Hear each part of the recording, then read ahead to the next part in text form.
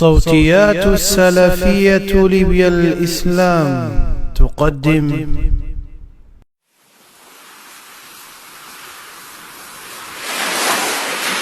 أوحينا إلى موسى أن اسر بعبادي فاضرب لهم طريقا في البحر يبسا لا تخاف دركا ولا تخشى.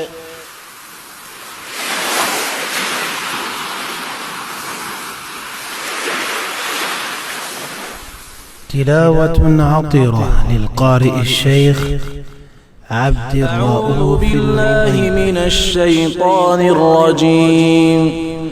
بسم الله الرحمن الرحيم. قالوا لن نؤثرك على ما جاءنا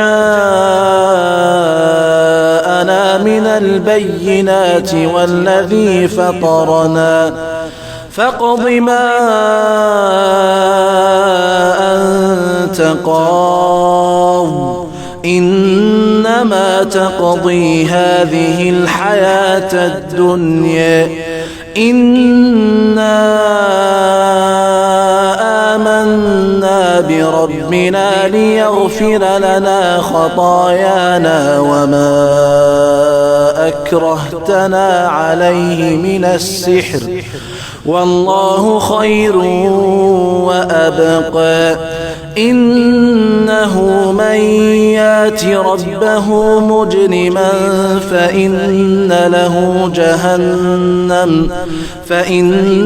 له جهنم لا يموت فيها ولا يحيا ومن ياته مؤمنا قد عمل الصالحات فأولئك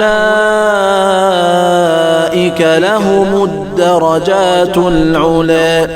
جنات عدن تجري من تحتها الأنهار خالدين فيها وذلك جزاء من تزكى. ولقد أوحينا